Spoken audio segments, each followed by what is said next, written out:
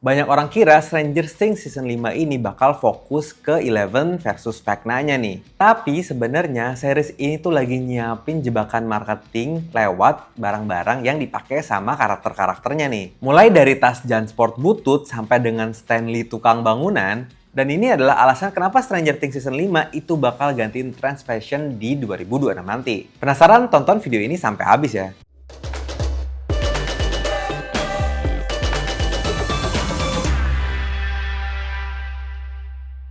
Kita tahu nih, kalau Stranger Things Season 5 ini itu berlatar di sekitar 1987-an ya, lompat waktu dari season sebelumnya.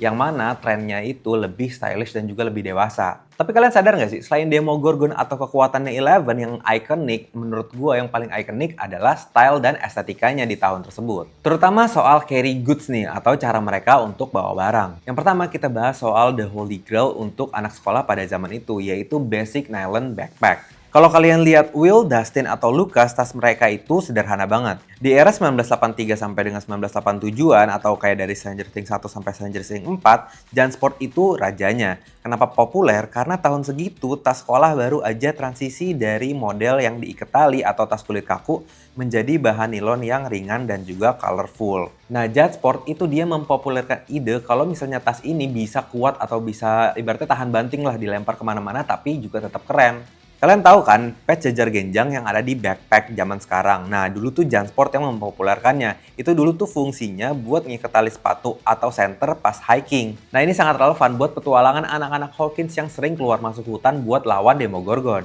Nah, apakah masih relevan di tahun 2026 nanti? Nah, menurut gua, tren gorpcore dan vintage utility itu bakal naik daun.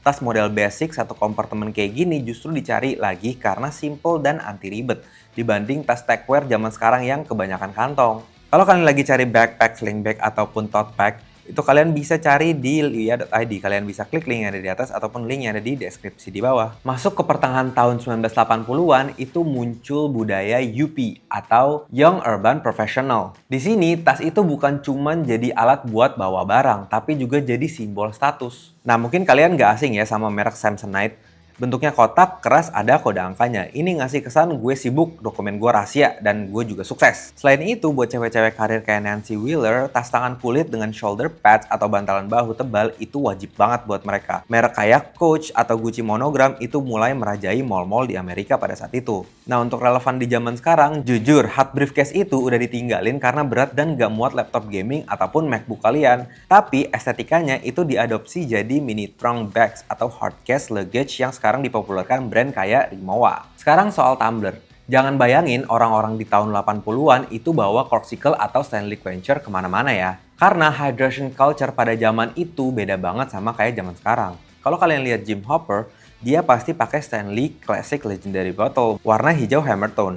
Dulu ini botol buat pekerja kasar, polisi, atau tukang bangunan. Isinya kopi panas, bukan air es. Berat, bisa buat nimpuk orang dan tahan banting. Gak ada estetikanya, murni fungsi doang. Nah, kalau buat anak basket atau anak gaul kayak Lucas atau Steve Harrington, tahun 1985 sampai 1987 itu adalah eranya Gatorade Squeeze Bottle. Botol plastik yang bisa dipencet-pencet itu loh. Ini simbol kalau lu itu sporty and athletes. Michael Jordan mulai naik daun di era ini, bikin semua orang pengen punya sport gear. Nah, ini dia plot twistnya. Stanley yang dulu itu cuma buat bapak-bapak, sekarang itu di rebranding jadi item wajib buat para Gen Z. Dulu warna yang itu hijau army, sekarang Stanley itu justru lebih yang colorful, itu justru yang lebih disukain sama anak-anak Gen Z zaman sekarang ya.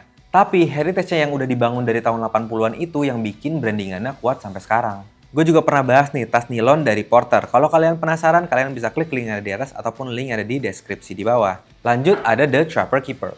Nah, buat anak sekolahan tahun 80-an, ini adalah iPad Pro-nya mereka. Ini bukan binder biasa, tapi sistem perorganisasian canggih dengan tutup velcro yang bunyinya krek, kencang banget. Kalau dari desainnya itu futuristik banget ya pada saat itu. Sering pakai gambar pemandangan synthwave atau macan neon. Nah, mungkin aja di part terakhir nanti si Mike atau Dustin itu bakal nyimpen strategi mereka buat ngalahin Vecna itu di Trapper Keeper ini, bukan di buku tulis biasa. Nah, kalau kalian lihat Max Mayfield, mungkin kalian itu nggak akan asing sama yang namanya Sony Walkman ya. Kalau di season 4 Max itu pakai Walkman yang warna biru atau peraknya, di tahun 1987 justru tren teknologi itu berubah jadi rugged and yellow, Yang mana, lini Sony Sports warna kuning ngejreng ini hits banget pada tahun tersebut. Fiturnya itu tahan air dan juga tahan guncangan. Karena geng Hawkins ini kerjanya lari-larian dikejar monster dan masuk ke upside down yang basah dan berlendir, Walkman kuning ini jauh lebih masuk akal buat survival gear mereka dibanding gadget biasa. Kita juga pernah review nih tas brand lokal 600 ribuan yaitu Precaro Urban Light. Kalau kalian penasaran, kalian bisa klik link yang ada di atas ataupun klik link yang ada di deskripsi di bawah.